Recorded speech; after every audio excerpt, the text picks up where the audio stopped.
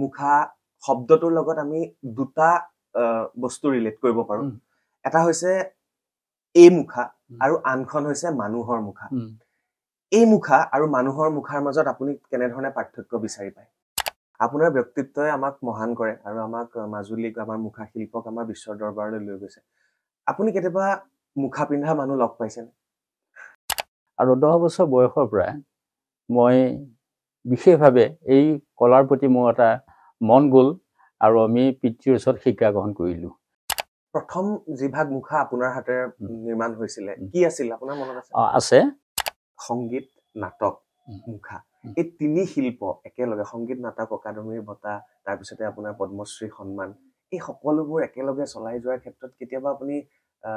কৰবাত ইটো বেছি প্ৰাধান্য হিটো কম প্ৰাধান্য তেনেকুৱা হোৱা নাই নেকি যেহেতু আজি ফ্ৰান্সৰ মানুহ আহে আজি লণ্ডনৰ মানুহ আহে ইংলেণ্ডৰ মানুহ আহে তেওঁলোকে ইয়াত মুখা বনায় ইয়াত মুখা শিকে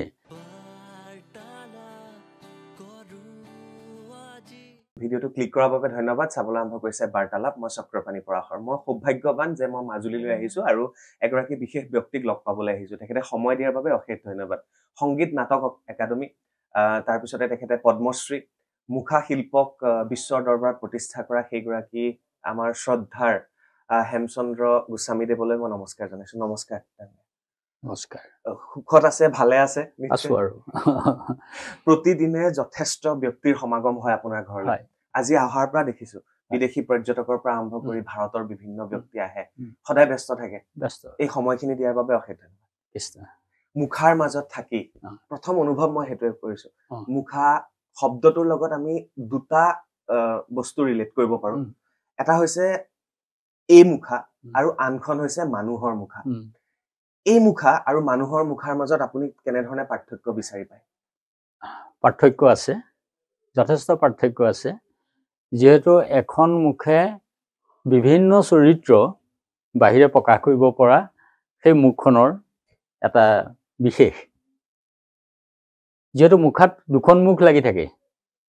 এখন মুখ বাহিৰে যিটো আমাৰ গুৰুজনাই দিয়া অভিনয়ৰ কাৰণে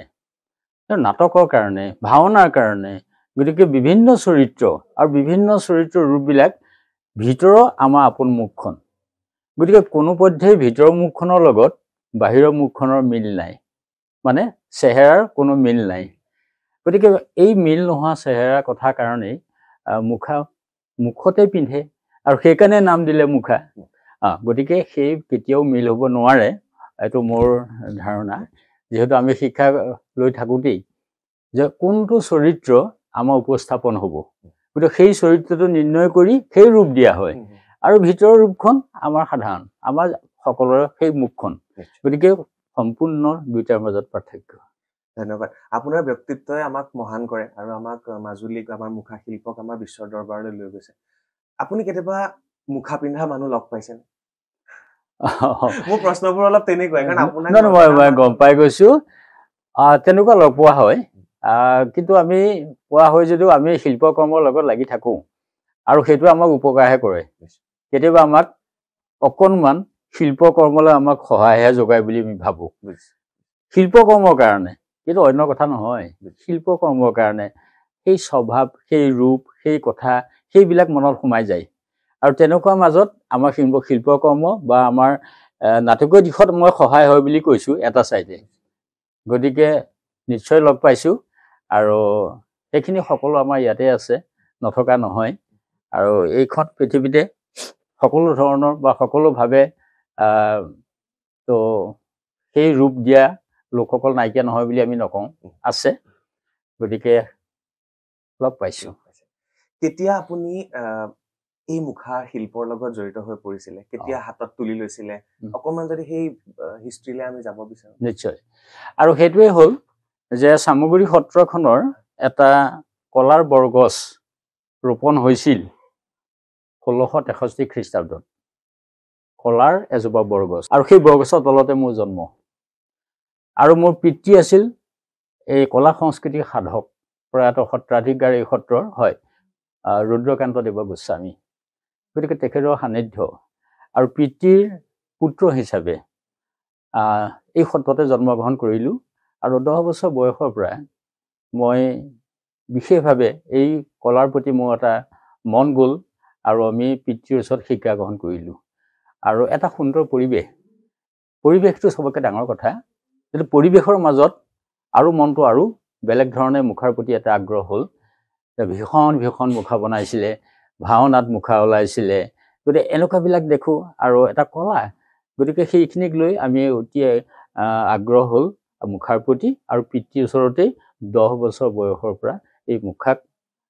প্ৰতি আমাৰ এটা মোহ সোমালে আৰু শিকাৰ এটা মন দিলে আৰু পিতৃৰ ওচৰত শিকিলোঁ প্ৰথম যিভাগ মুখা আপোনাৰ হাতেৰে নিৰ্মাণ হৈছিলে কি আছিল আপোনাৰ মনত আছে আছে মনত আছে গৰুদ্ৰৰ মুখা তো গৰুদ্ৰৰ মুখা এইকাৰণেই মনলৈ আহিল যে স্বাভাৱিকতে কৃষ্ণৰ বাহন হিচাপে গৰুদ্ৰৰ এক ভূমিকা আৰু চৰাই আৰু অথচ সেই যিটো আধ্যাত্মিকতাটো গৰুদ্ৰৰ কৃষ্ণ ভক্তি কৃষ্ণৰ বাহন হিচাপে তেওঁ যেতিয়া তেওঁ পৰিচিত গতিকে প্ৰথম গৰুদ্ৰ মুখা বনালোঁ আৰু সেই গৰুদ্ৰ মুখা বনোৱাৰ এই সত্ৰসমূহতো বা এতিয়াও গৰুদ্ৰ মুখাৰ প্ৰতি মানুহৰ শ্ৰদ্ধা এটাই যে কৃষ্ণৰ বাহন ভক্ত পাৰিষদ এই কথাবিলাক আহে গতিকে এইবিলাকৰ কাৰণে গৰুদ্ৰ মুখাৰ প্ৰতি মই আকৃষ্ট হ'লোঁ আৰু গৰুদ্ৰ মুখা বনাইছিলোঁ ডাঙৰীয়া আপোনাৰ এই যি দেউতাৰ পৰা আপোনাৰ পৰা আপোনাৰ ভতিজা তাৰপিছত আপোনাৰ পুত্ৰলৈ বংশানুক্ৰমে যি শিল্পকলাৰ চৰ্চা চলি আহিছে আপুনি ভৱিষ্যতলৈ কেনেকৈ ভাবে নিজৰ পুত্ৰৰ পৰা নিজৰ ভতিজাৰ পৰা কি ভাবে এই কথাটোতো বৰ ডাঙৰ কথা যিহেতু এইবিলাক পৰম্পৰাত আহি থকা বস্তু মোৰ পিতৃয়ে বনাইছিলে পিতৃয়ে বনাইছিলে আৰু পিতৃৰ পৰা আমি শিকিলোঁ আৰু আমাৰ আহি আমাৰ ঘৰৰ আমাৰ ল'ৰাই শিকিছে কিবা কৰিছে তো এইটো পৰম্পৰাগত কলা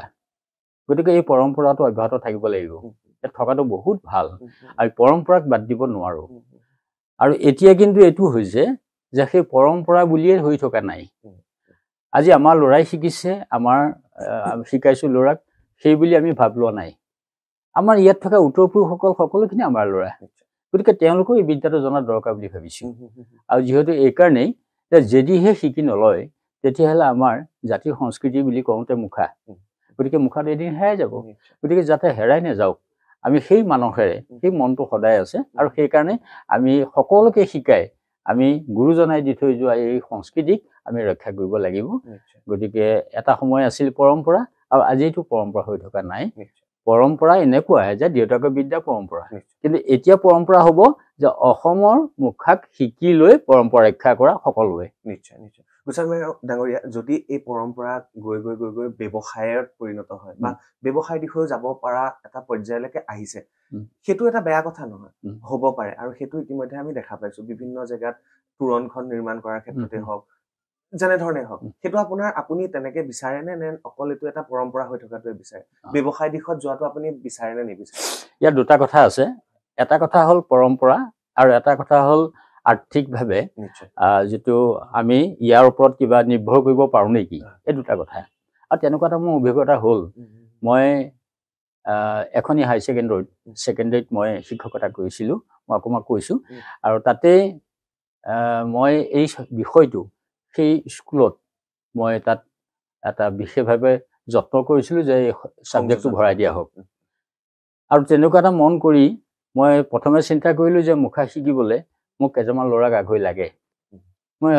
শ্ৰেণীয়ে সোমাই ক'লোঁ যে হাত দাঙাচোন কোনে মুখা শিকিবা 700 ল'ৰা ছোৱালীৰ ভিতৰত মাত্ৰ 10জন ওলাল বহুতে ক'লে যে এটা কথা গম পালোঁ যে সেই বিদ্যাটো শিকি কি লাভ আছে য'ত অৰ্থ নাই আমি চলিব নোৱাৰিম সেইটোৱে মোৰ লাগি গ'ল যে কথাটোতো সঁচা কাৰণ বিদ্যা এটা শিকি বিদ্যাৰ জগত অৰ্থৰ লগত সংযোগ নাথাকিলে সেই বিদ্যা আৰু এদিন নাইকিয়া হ'ব আৰু সেই বিদ্যা শিকিবলৈ অহা সংখ্যা মানুহে একেবাৰে কমি যাব বা হয়তো নাহিব সেই 10জন ল'ৰাকে পালোঁ সেই 10জন ল'ৰাই আহি মুখা শিকাইছিলোঁ মই আৰু তেতিয়া সিহঁতৰ মুখা শিকাই দেখিছোঁ সিহঁতে পাৰিব আৰু সুন্দৰকৈ কামখিনি ভাল দেখিছোঁ সেইটো লাইনটো হ'ল যে কেৱল ভাওনাৰ মুখাকে নহয় আমি সৰু মুখা বনাওঁ আজি আমি মানুহৰ ঘৰত মুখা সজাব পৰা আজি উপহাৰত মুখা দিব পৰা আজি পৰ্যটকসকলৰ এখন জেগা এখন বিশেষ কিন্তু পৰ্যটকসকলে মুখা নিব পৰা এই ব্যৱহাৰখিনি সেই ব্যৱহাৰখিনিৰ কাৰণে আমি অকণমান অৰ্থ দিশেৰে যাতে মুখাক মানুহে গ্ৰহণ কৰি আৰু সেই শিকি থকা সকলে যাতে স্বাৱলম্বী পথ বিচাৰি পায় এই চিন্তাৰে সৈতে সেইখিনি কাম কৰিবলৈ ল'লোঁ। সেই ল'ৰাখিনিয়ে এটা সময়ত মোক আকৌ ক'লে যে আমি এতিয়া আকৌ কলেজ হায়াৰ ছেকেণ্ডেৰী পাছ কৰিলোঁ, এতিয়া কলেজ পঢ়িবলৈ পইচা নাই, আমি ঘৰ চলাবলৈ পইচা নাই, আমাৰ মা দেউতাক চাবলৈ পইচা নাই, আমি আৰু অন্য জেগালৈ যাওঁ, হায়দৰাবাদ যাওঁ, কোনোবাই ক'লে কেৰেলালৈ যাওঁ। বোলো বা এইটো ডাঙৰ কথা ক'লা, মই সেই হায়দৰাবাদ কেৰেলা আমাৰ ইয়াতে কৰিব পাৰিম, আমাৰ ইয়াতে আমি হ'ব লাগিব, গতিকে তোমালোকে মই আকৌ কৈছোঁ মোৰ ঘৰত গৈ শিকিবা। তো তেওঁলোকে শিকি ল'লে আৰু সেইখিনি ল'ৰাই এতিয়া সেই 10জন ল'ৰাই কৈছে যে আমি যদি হায়দৰাবাদ গ'লোহেঁতেন আমি বিদ্যাটো নাপাওঁ, আমি আমাৰ সংস্কৃতি বিহু নাপাওঁ, আমাৰ ৰাস সংস্কৃতি ৰাস নাপাওঁ, আমি একো উৎসৱ নাপাওঁ, আনকি আমাৰ মা দেউতাক লগত পাইছোঁ এতিয়া। গতিকে এই কথাবিলাকো সেই সময়ৰ পৰা এতিয়ালৈকে আহি আছে আৰু এতিয়া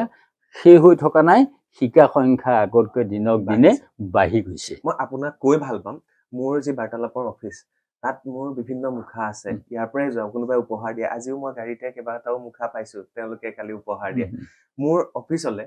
সেইদিনা নেদাৰলেণ্ড, ডুবাই, অষ্ট্ৰেলিয়াৰ পৰা যিসকল লোক আহে মোৰ লগত বাৰ্তালাপ কৰিবলৈ, আমাৰ অসমীয়া দেখা পাই পেলাই মোক কৈছে এই মুখা ক'ত পোৱা যায়, মই কৈছো মাজুলীত পোৱা যায়। তাৰপিছত আমি গম পালো গুৱাহাটীৰ এখন বিপণীত এই মুখা পোৱা যায়, তাত যথেষ্ট দাম দি তেওঁলোকে কিনি লৈ গৈছে। মই তেতিয়া গম পাইছো এই মুখাৰ দৰ, এই মুখাৰ যি ব্যৱহাৰ, যি আমাৰ মানে কোঠাবোৰ ৰঙীন কৰি তোলে, সকলোৰে কিন্তু মন আছে, ক'ৰবাত যদি ভালকে উপলব্ধ হয় ইয়াৰ চাহিদা আৰু পূৰণ হ'ব নিশ্চয়। ইয়াৰ পিছতে মই যাওঁ সংগীত, নাটক, মুখা, এই তিনি শিল্প একেলগে, সংগীত নাটক অকাডেমীৰ বঁটা, তাৰপিছতে আপোনাৰ পদ্মশ্ৰী সন্মান, এই সকলোবোৰ একেলগে চলাই যোৱাৰ ক্ষেত্ৰত কেতিয়াবা আপুনি ক'ৰবাত ইটোক বেছি প্ৰাধান্য সিটোক কম প্ৰাধান্য তেনেকুৱা হোৱা নাই নেকি? বিষয়টোতো একেই, বিষয়টো একে, আৰু সেয়া হ'ল মোৰ মনৰ কথা যে এটা আমাক প্ৰেৰণা, আমাক উৎসাহ আৰু উঠি অহা আমাৰ প্ৰজন্মসকললৈ এটা প্ৰেৰণাৰ স্থল। এৱাৰ্ড বুলি কওঁতে মই সেইটোহে ভাবোঁ, আৰু সেয়া যদিও সন্মান বুলি কয়, আৰু সেয়া মই মোৰ মনৰ কথা যে সেয়া আমাৰ অসমীয়া সমাজখনৰ, সেয়া আমাৰ গুৰুজনা, যিজন গুৰু মহাপুৰুষ শ্ৰীমন্ত শংকৰদেৱেই এটা সময়, আৰু যিটো সময়ত জাতিটোৰ কাৰণে, যে জাতিটোক এখন সমাজ সুন্দৰকৈ গঢ় দিবৰ কাৰণে তেখেতে সংস্কৃতিৰ মাধ্যম লৈছিল, আৰু সেই সংস্কৃতিৰ মাধ্যমে হ'ল ভাওনা, আৰু ভাওনাতেই মুখা। গতিকে সেয়া গুৰুজনাৰ সন্মান, সেয়া গুৰুসকলৰ সন্মান। আমি খালি পৰিচয় এটা কাম কৰি আছোঁ, পৰিচয় এটা আছে, এইটো ঠিকেই আছে। আৰু গতিকে মই ভাবোঁ যে আমাক সংগীত নাটক একাডেমী মুখাৰ ওপৰতে দিছে, বা পদ্মশ্ৰী মুখাৰ ওপৰতে দিছে, বা মুখাৰ ওপৰতে সন্মানীয় PhD মানে ডক্টৰেট ডিগ্ৰী দিছে গুৱাহাটী বিশ্ববিদ্যালয়ে। তো এইখিনি হ'ল, এই মই ভাবোঁ যে বিষয়টো একেটাই। গতিকে আমি কেনেধৰণে আৰু উৎসাহ আৰু প্ৰেৰণা পাম, আৰু তাৰ মাধ্যমত আমি আৰু আগবাঢ়ি যোৱাও দিশ এইবিলাকত সোমাই আছে। আৰু সমাজখনলৈ, আজি সমাজখন নহ'লে আমি একোৱেই কৰিব নোৱাৰোঁ। গতিকে সমাজখন আমাৰ বহু ওপৰত, আৰু সমাজখনে সদায় সমাজ হৈ থাকিবৰ কাৰণে আমাক সংস্কৃতি দৰকাৰ, আৰু সংস্কৃতিক আমি আগতে কৈ যোৱা ধৰণে যে সংস্কৃতিকো ৰাখিবলৈ অৰ্থৰ প্ৰয়োজন। গতিকে তিনিটা বস্তু একেবাৰে সাঙুৰ খোৱা বস্তু, সমাজ, সংস্কৃতি, অৰ্থ, এইকেইটা। গতিকে এইবিলাকৰ মাধ্যমত আমি কলাক আগুৱাই নিব লাগিব, আৰু কলা হ'ল জাতিটোৰ এক অস্তিত্ব। যিহেতু আজি ফ্ৰান্সৰ মানুহ আহে, আজি লণ্ডনৰ মানুহ আহে, ইংলেণ্ডৰ মানুহ আহে, তেওঁলোকে ইয়াত মুখা বনায়, ইয়াত মুখা শিকে, কিন্তু এইটো নহয় যে তেওঁলোকে গৈ তাত ভাওনা কৰিব। আৰু তেওঁলোকে ইয়াত মুখা শিকা গুৰিতে আমি তেওঁলোকৰ অনুভৱটো গম পালোঁ যে এই কলা হ'ল এটা নিৰপেক্ষ সেকুলাৰ, যিহেতু কোনো জাতি, কোনো বৰ্ণ, কোনো ধৰ্ম, কোনো ভাষাৰ লগত ইয়াৰ কথা নাই, সকলো ধৰ্ম, ভাষা, জাতি ভাই সকলোৱে কলাক ভাল পায়। গতিকে সেই ভাল পোৱা দিশটোকে আমাৰ মনত কঠোৰ আনন্দ, আৰু সেই আনন্দৰ মাজত আৰু এই সংগসকল বা এইসকলক আমি সদায় পাই থাকি আৰু অকণমান মনটো আগবাঢ়িবলৈ সুবিধা আমাক সমাজখনে দিছে, আৰু সেইসকলে দিছে। গতিকে ইত্যাদি ইত্যাদি বহুত কথা। আৰু তিনিটা অনুভৱ মই জানিলোঁ। গণৰাজ্য দিৱস 2018 চন, আপুনি তাত জড়িত হৈ হয়, আছিল হয়। আৰু খুব সেই আপোনাৰ পিছফালে আছে এইটো হয়, হয় হয়। হয় এইখন দ্বিতীয় শ্ৰেষ্ঠ পুৰস্কাৰ লাভ কৰিছিলে মুখাৰ এই পৰম্পৰা দেখুৱাৰ বাবে অসমে সেই অনুভৱখিনি আপোনাৰ সেই মুহূৰ্তত কেনেকুৱা আছিল আমি তাত যেতিয়া যাওঁ আৰু তাত নিজে আছিলে আপুনি হয় হয় নিজে আছে আমি তাত যেতিয়া যাওঁ আমাৰ 10জনীয়া দল আৰু এইটো এটা কথা থাকে যে তাত এপ্লাই কৰিব লাগে আৰু আমি কৰিছিলো যে আমাৰ সংস্কৃতি প্ৰদৰ্শনৰ কাৰণে সুবিধা এটা দিয়ক আৰু তেনেকুৱা সুবিধাখিনি ইতিমধ্যে দিলে আৰু দিয়াৰ পাছত আমি 10জনীয়া দলটো তালৈ গৈ আমি তাত কাম কৰোঁতে তেতিয়া আমালৈ এটা ডাঙৰ কথা আহিছিল যে আপোনালোকে যদি প্ৰাইজ লাগে সুন্দৰকৈ আপোনালোকৰ নিয়ম শৃংখলা মানি আৰু সুন্দৰ কাম কৰি আপোনালোকে মানে উপস্থাপন কৰিব সেইটো তেওঁলোকে আমাক লগে লগেই দিছে গতিকে সেই চাউনিৰ মাজত থাকি আমি সেই কামখিনি কৰিলোঁ আৰু কৰাৰ পাছত তাৰ ওপৰত এখন অভিনয় কৰিলোঁ মুখাৰে তো মুখা বুলি অভিনয়টো আগতে নাছিল তো এইটো আমাৰ মনলৈ আহিল 2000 চনৰ পৰা যে মুখা আৰু লাগে 2-1 চৰিত্ৰ ভাওনাত ওলায় কিন্তু মুখা সৰহ লাগে আৰু সৰহ মুখা যিমানে হ'ব তিমানে আমি আৰু কাম কৰিবলৈ ভাল পাম চৰিত্ৰ অনুপাতে গতিকে ওপৰত এখন মাস্ক ড্ৰামা কৰিছিলোঁ মুখা ভাওনা বুলি কয় সেইখনে আমাৰ সাংসদ ভৱনৰ পৰা একেবাৰে লালকিল্লালৈকে সেই ৰেলীটো 13 নম্বৰ জেগাকণ আমাৰ কাৰণে দিছিলে সেই ৰেলীটোত আৰু তেতিয়া আমি বাকীবিলাকৰো দেখিছোঁ আৰু সেইটো দেখি এটা প্ৰতিযোগী মন এটা আহে যে প্ৰতিযোগী মন এটা আহে কোনো নিজৰ নিজৰ সংস্কৃতি দেখুৱাইছে প্ৰতি ৰাজ্যৰে আমাৰ সংস্কৃতি মুখাক দেখাব আমি গৈছোঁ গতিকে আমি যেতিয়া মুখাক দেখাবলৈ গৈছোঁ গতিকে আমাৰ সংস্কৃতিক আমি মানে বিশেষভাৱে তাত পৰিৱেশন কৰি আমি এটা আনন্দ পোৱা বা আমি তাৰ এটা ফল পোৱা আশাটো চবই থাকে গতিকে সেই ফলৰ শ্ৰুতি স্বৰূপে আমি প্ৰেৰণা বহুতৰ পাইছিলোঁ আমাক কৈছিল আপোনালোকে যদি প্ৰাইজ লাগে তেতিয়াহ'লে ভালকৈ কাম কৰক ভালকৈ অভিনয় কৰক আপোনালোকে কৰক সেইখিনি দ্বিতীয় পুৰস্কাৰ পাইছিল গতিকে সেই মাধ্যমত আমি দ্বিতীয় স্থান ল'বলৈ সক্ষম হ'লোঁ ইয়াৰ পিছত আৰু অকণমান অনুভৱ ল'ব বিচাৰিম মই যদি এফালে দেখো ইয়াতে আছে এয়া হৈছিলে পদ্মশ্ৰী সন্মান লোৱাৰ সময়ৰ দৃশ্য দ্ৰৌপদী মুৰ্মু ডাঙৰীয়ানীয়ে ৰাষ্ট্ৰপতি তেখেতক সেয়া সন্মান প্ৰদান কৰিছিলে সেই মুহূৰ্তখিনি কেনেকুৱা লাগিছিল আপোনাক কোনটো বুলিলে যেতিয়া আপোনাক পদ্মশ্ৰী সন্মান প্ৰদান কৰা হৈছিল তো সেই মুহূৰ্তটো তো ভালেই লাগিছে আৰু খুবেই ভাল লাগিছে আৰু তাতকৈ ভাল লাগিছে কি আমি ভাৰতবৰ্ষৰ বিভিন্নজন আমি সেই একেলগ হৈছোঁ এটা মঞ্চ হৈছে আৰু সেই মঞ্চতে প্ৰত্যেকৰে আমি আমাৰ মানে প্ৰত্যেকৰ লগত আমাৰ পৰিচয়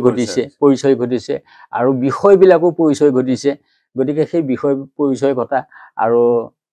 লগ পোৱা আৰু বহু বয়সস্থ লোক আমাতকৈও বয়সস্থ লোক আমি লগ পাইছোঁ যাক নেকি হুইল চেয়াৰতেই নিব লগা হৈছে তো সেইসকলক দেখিতো আৰু কিবা লাগিছে বা ইমান গুণাকৰ ব্যক্তিসকলক আমি সান্নিধ্য আজি দিল্লীত আমি লগ পালোঁ গতিকে সেইটো হ'ল চবতকৈ ডাঙৰ কথা গতিকে তাৰ মাজত আৰু এই হেৰাই যাব খোজা মুখা শিল্প হেৰাই যাব বুলি মই এইকাৰণেই কৈছোঁ যে এটা সময়ত মানুহে ইয়াক শিক্ষা ল'বলৈ নাহে যে এইটোত পইচা নাই মই আগতেই কৈছোঁ তো তেনেকুৱা কথাবিলাকো মনত আহিছিল তো তেনেকুৱা শিল্পই আজি এইখিনিত স্থান পাবলৈ আহিছে গতিকে সেইটো আমাৰ নহয় এয়া সমাজখনৰ কাৰণে বৰ আনন্দ আৰু সেই সমাজৰ আনন্দটো মনত সদায় থাকিলে বৰ ভাল লাগে গতিকে সেই তেনেকুৱা মনোভাৱ কিছুমান আমাৰ আহিছিলে মোৰ শেষৰটো প্ৰশ্ন তাৰপিছত মোক অকণমান মুখাখিনি দেখুৱাই দিব আপুনি মাজুলী মই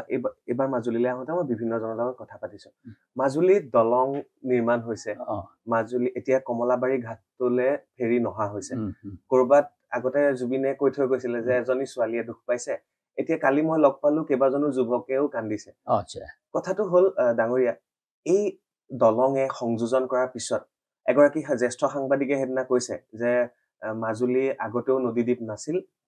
আজিৰ পৰা 20-25 বছৰ আগৰ পৰা এতিয়াও নদীদ্বীপ নহয় তেওঁ জ্যেষ্ঠ সাংবাদিক মই নামটো নোকোৱাকৈ বাৰু এই প্ৰশ্নটো কৰিছোঁ আপোনাক এই যে কথা বতৰাবিলাক আপুনি কেনেধৰণে ভাবে মাজুলীৰ দলং হোৱাৰ পিছত কমলাবাৰী ঘাটলৈ নাও নহাৰ পিছত মাজুলীৰ যিখিনি টানটো বিশ্বই যেতিয়া মাজুলীলৈ চোৱাৰ দৃষ্টিভংগী ক'ৰবাত পৰিৱৰ্তন হ'ব বুলি ভাবে নেকি আপুনি নহয় কথাটো এনেকুৱা হয় যে মাজুলী দ্বীপ নহয় মই প্ৰথম কথাটো কৈছোঁ সেই কথাটো উত্তৰটো দিছোঁ এনেকুৱা ধৰণৰ যে মাজুলী দ্বীপ কাৰণ পানীয়ে বেৰি থকাৰ কাৰণে দ্বীপ হৈছে আৰু সেই পানীয়ে বেৰি থকাটো নাৱত আহিলেই যে দ্বীপ হ'ব যে দলংখন হ'লে যে দ্বীপ নহ'ব সেই কথাটো মই নাভাবোঁ আৰু দলংখনৰ কথাটো এটা গুৰুত্বপূৰ্ণ নাইকিয়া নহয় আছে আজি মাজুলীৰ কথা সকলোৱে জানে যিমান কষ্ট অনুভৱ কৰি এতিয়ালৈকে আহিছে শিক্ষা স্বাস্থ্য ইত্যাদি বিশেষকৈ গতিকে সেই ক্ষেত্ৰত আজি মাজুলী বহুত আমি পিছ পৰি আছিলোঁ গতিকে আমাক সেই পিছপৰা ক্ষেত্ৰখন আমাৰ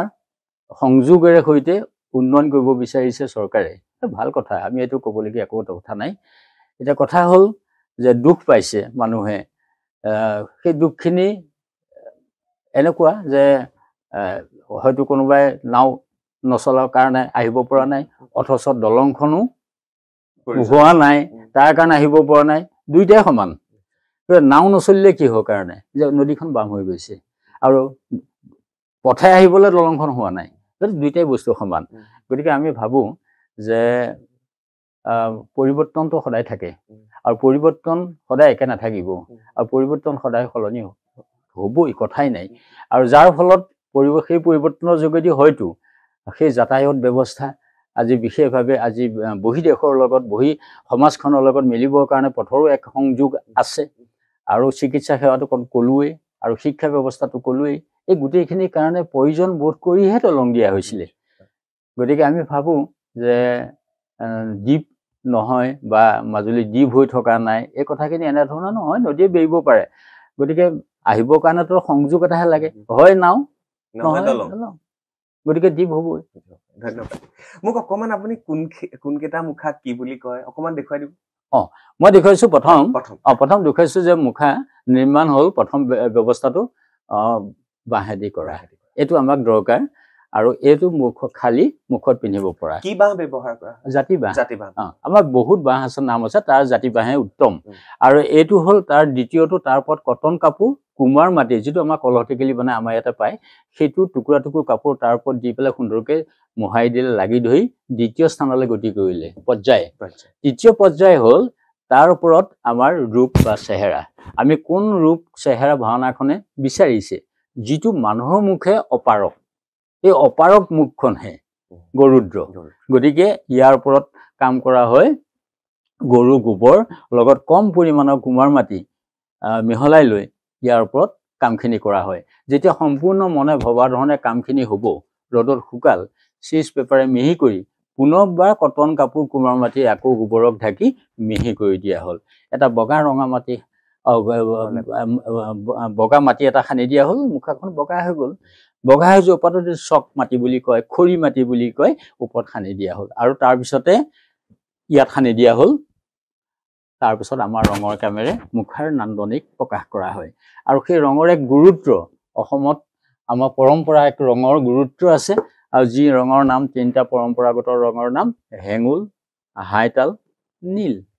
হেঙুল হাইতাল মাটিৰ তলৰ খনিজ পদাৰ্থ আৰু নীল গছৰ পৰা ওলায় সেয়াও প্ৰাকৃতিক বহু কষ্ট কৰি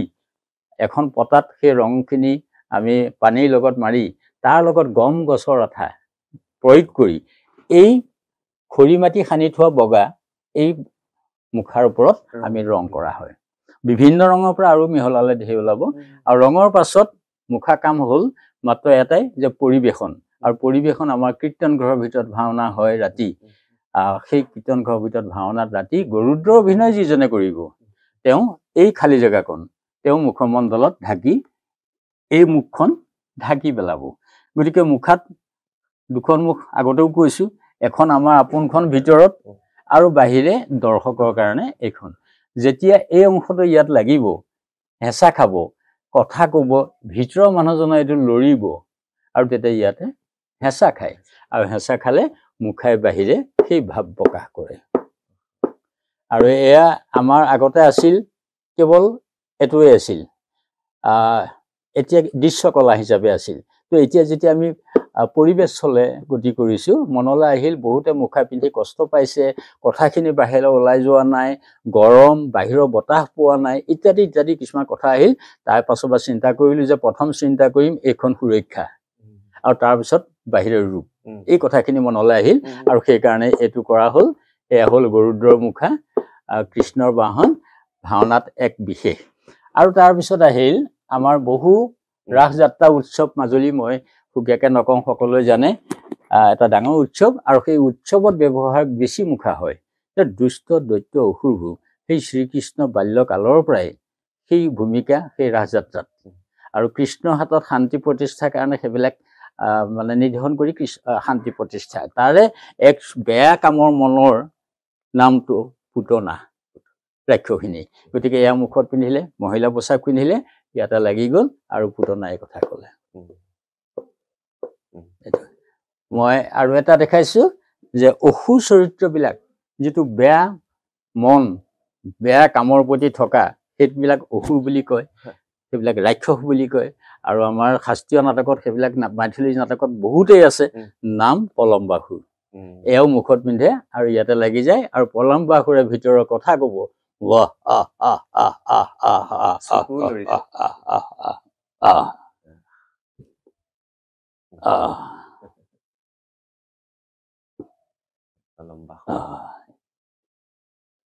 এয়া হ'ল অসু চৰিত্ৰ গতিকে অকণমান আমি নতুন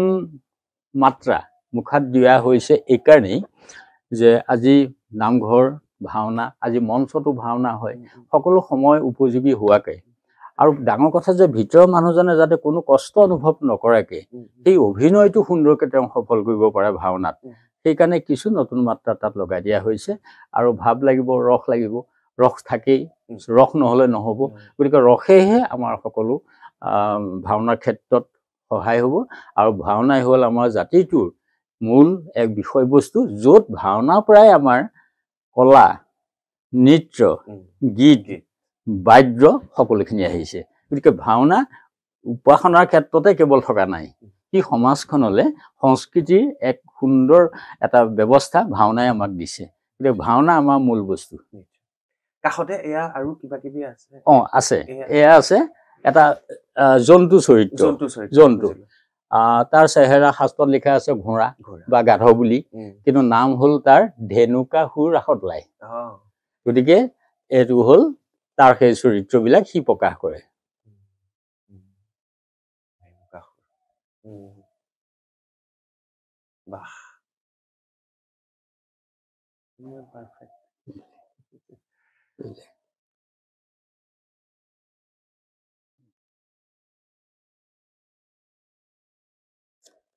এনেকৈ আৰু মই বাঁহৰ কাম ভাল পাওঁ বাঁহৰ কামো আছে যিহেতু বাঁহেই হ'ল আমাৰ সকলো দিশত আৰু সেই বাঁহৰ আৰম্ভণি জাতি বাঁহ আৰু সেই জাতি বাঁহৰ পাশে মূৰ্তি হৈছে আকৌ ভাস্কৰ্য গতিকে সেইবিলাকো এই বাঁহে যোগেদি আমি উপস্থাপন কৰিছো অশেষ ধন্যবাদ প্ৰকৃতিৰ লগতেই সকলোবিলাক প্ৰকৃতিৰ লগত সম্পৰ্ক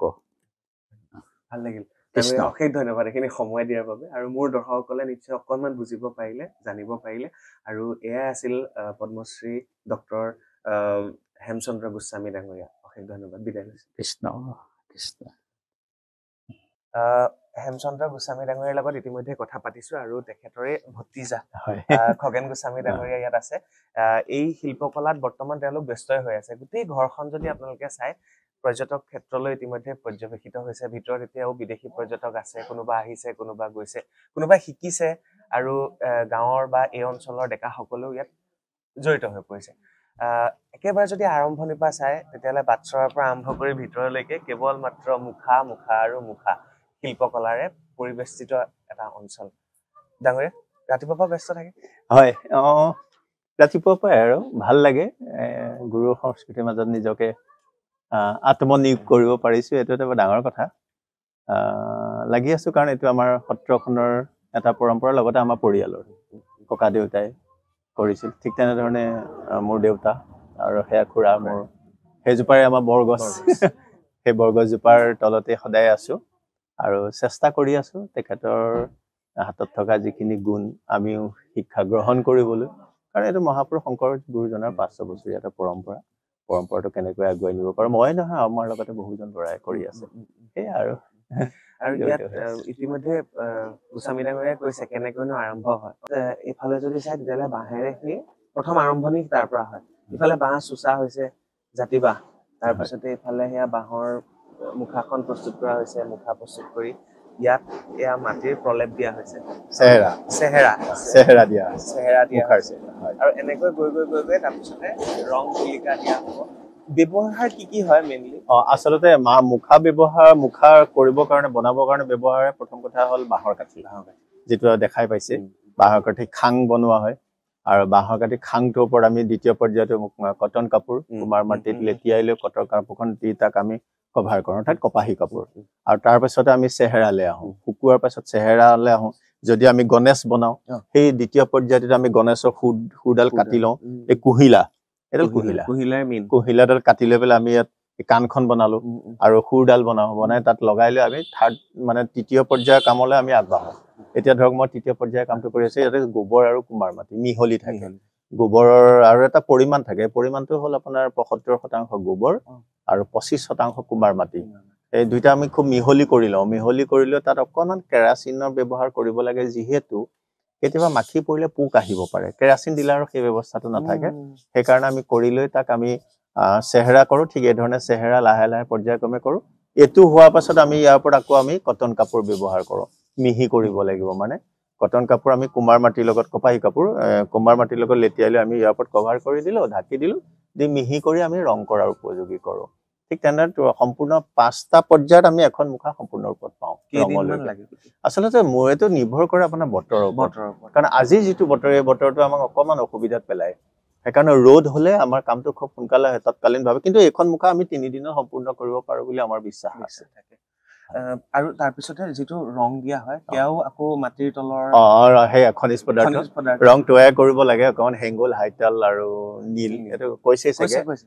গুৰু তেখেত হেমচন্দ্ৰ গোস্বামী দেৱে গোটেইখিনি কৈছে আপোনালোকক। গতিকে সেইখিনি তেখেতৰ পৰা আমি শিক্ষা গ্ৰহণ কৰিছে, কিন্তু মানে খুব আজিকালি কষ্টকৰ হৈছে দেই, বস্তুখিনি পোৱাও খুব কমি গৈছে। এতিয়া কুমাৰ মাটিৰ ক্ষেত্ৰতে আমাৰ কিছু অসুবিধা আহি পৰিছে। কুমাৰ মাটি আমি ব্ৰহ্মপুত্ৰৰ পাৰতে আমাৰ কুমাৰ সম্প্ৰদায়ৰ লোকসকল আছে, তেওঁলোকে কলহ টেকেলি বনাই তেওঁলোকে মাটিটো বহুত তলৰ পৰা উঠোৱাৰ পিছত আমি তেওঁলোকৰ পৰা ক্ৰয় কৰিব লাগে।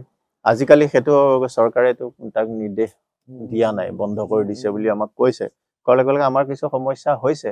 আৰু তথাপিও আৰু আমি যি পাৰিছো তেনেধৰণে নিজে কষ্ট কৰি আছো। তেওঁলোকৰ পৰা আমি অকণমান সংগ্ৰহ কৰোঁ, আৰু তেওঁলোকৰ ৰংটো সেই ঠিক তেনেধৰণে মানে প্ৰাকৃতিক ৰঙৰ সমাহাৰেৰে আমাৰ মুখা এখন নিৰ্মাণ কৰা হয়। সেইধৰণে কৰি থকা হৈছে। গোস্বামী ডাঙৰীয়া, মোক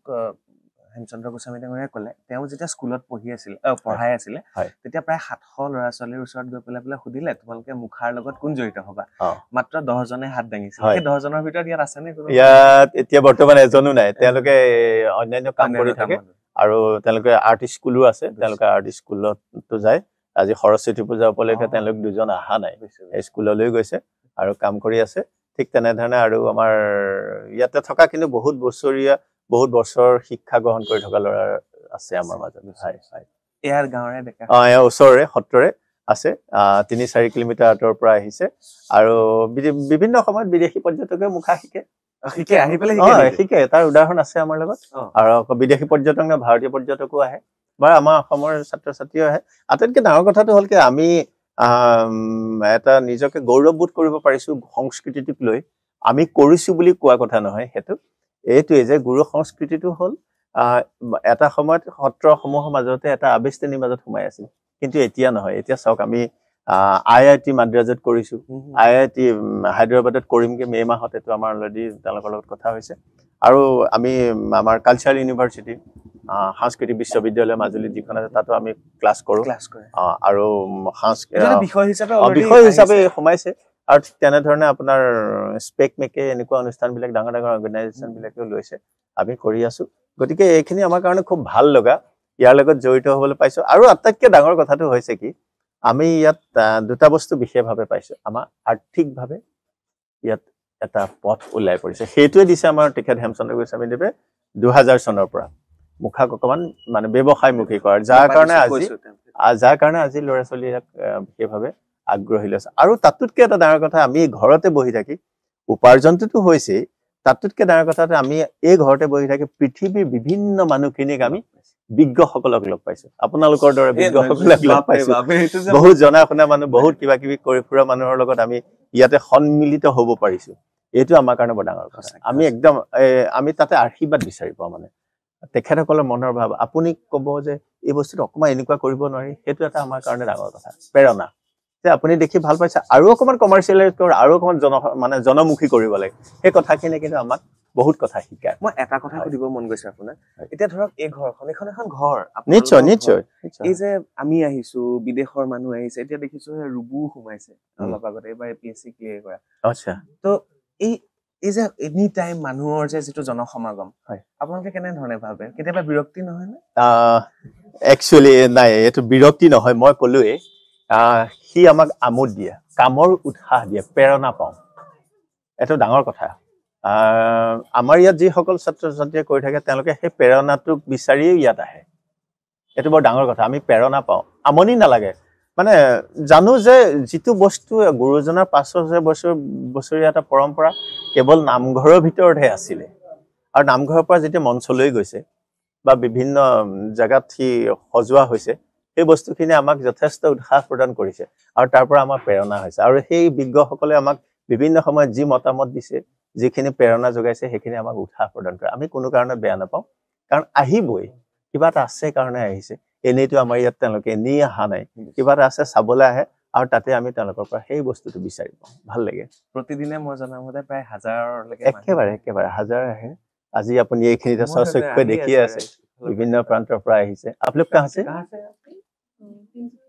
তিনিচুকীয়া অ'কে তো সেই তেনেধৰণে আহে বিভিন্নজন ভাল লাগে অকমান আগতে আপোনাৰ চৰাইদেউ জিলাৰ আহি গৈছে বাহিৰত মই ফ্ৰান্সৰ লগ পাইছো ফ্ৰান্সৰ আছে এতিয়াও আছে সেই গতিকে এনেধৰণে পৰ্যায়ক্ৰমে আহি থাকে ৰাইজ ভাল লাগে দেশী বিদেশী পৰ্যটকৰ লগতে আমাৰ অসমৰ এই গোটেই ব্যক্তিসকল আহে খুব আমি মানে ভাল লগা মুহূৰ্ত মই কৈছোৱে যে আমাৰ সেইখিনি আশীৰ্বাদ কাৰণ আমি অন্য ফালেদি নহ'লে তেখেতসকলৰ পোৱা যি উৎসাহ তেওঁলোক অহাৰ কাৰণে হয়তো আমি আৰু এখোজ আৰু অলপ কাম কৰোচোন মানুহ আহি আছে সেই বস্তুটো আমাক অকমান বেলেগ ধৰণৰ কিবা এটা দিয়ে বুলি অনুমান মই শেষ প্ৰশ্নটো সুধিছো মানুহে মই জনাম ইফাল কথা পাতি আছো তেখেতটো ব্যস্ত থাকে তেখেতৰ ওচৰত মানুহৰ ভিৰ মই জনাৰ মতে আপুনি গোটেই তদাৰক কৰিবলগীয়া হয় কথা বতৰাৰ পৰা আৰম্ভ কৰি মানুহৰ লগত দেখুৱাৰ পৰা আৰম্ভ কৰি আপুনিতো এনি টাইম ওতঃপ্ৰোতভাৱে জড়িত হৈ পৰিব হয় সেই আৰু মই কৈছো সেই বৰগছজোপা আছে আৰু তেখেতৰ সেই বৰগছৰ তলত আমি জিৰণি লৈ থকা নিচিনাই হৈছে আৰু তেখেতৰ যিখিনি প্ৰমূল্যবোধ এই কৰ্মৰ ওপৰত তেখেতৰ যিখিনি মানে মানসিকতা আছে সেইখিনি আমাক যথেষ্টখিনি উৎসাহ দিয়ে আৰু আমি সদায় তেখেতক উৎসাহ দিওঁ আপুনি কৰি থাকক যিটো আপোনাৰ মনৰ ভাৱ আছে আমি কৰি থাকিম মই নহয় আমাৰ প্ৰতিজন ছাত্ৰই আৰু তাৰ লগতে মই বিভিন্ন অনুষ্ঠানত তেখেতৰ চাহটো হৈ যাওঁ তেখেতৰ গোটেই কামখিনি কৰোঁ আৰু ভাল লাগে তেখেতৰ দুজন ল'ৰাও আছে তেওঁলোকেও এতিয়া কৰিবলৈ লৈছে আৰু তেওঁলোকে উৎসাহ প্ৰদান কৰে বাকী ছাত্ৰসকলৰ যথেষ্ট উৎসাহ আছে এতিয়া আমি এমাহৰ কাৰণে ওলাই যাম মাৰ্চৰ 1 উইকতে 2 তাৰিখে যাম গতিকে আমি আমাৰ ভোপালত তাত আমাৰ এই মুখা সংস্কৃতিৰ কাৰণে তেওঁলোকে মাতিছে কেম্প কৰিব লাগে মুখাৰ কিবা কিবি কৰিব লাগে ৱৰ্কশ্বপ কৰিব লাগে কোনোবা ল'ৰা ছোৱালীয়ে শিকিব গতিকে সেইখিনি তেখেতক সোধাৰ লগে লগে তেখেতে উৎসাহ দিয়াৰ লগে লগে আমিও পাওঁ উৎসাহ আৰু মই তেখেতৰ লগত কাম কৰি থাকে মোৰ ইমান গৌৰৱ হৈছে মোৰ এইটো মই আপোনাক ভাষা নাই ক'বলৈ আৰু তেখেতৰ লগতে আপোনালোকৰ দৰে বিজ্ঞসকলৰ লগত চিনাকি তেখেতৰ কাৰণেই গতিকে মোৰ কাৰণে এইটো ডাঙৰ মানে সাংঘাতিক প্ৰেৰণা মই ক'বলৈ আপোনাক ভাষা নাই মানে আৰু সেই ভগৱন্তক বিচাৰো যে প্ৰভু কোনোদিন বিচলিত নকৰিবা এই কৰ্মৰ মাজেদি আমি ৰাইজৰ মাজত থাকিবলৈ আমাক উৎসাহ প্ৰদান কৰিম ধন্যবাদ গোস্বামী ডাঙৰীয়া ধন্যবাদ ভাল লাগিছে মোৰ গোটেই বস্তুটো গোটেই পৰিৱেশখিনি দেখুৱাবলৈ পাই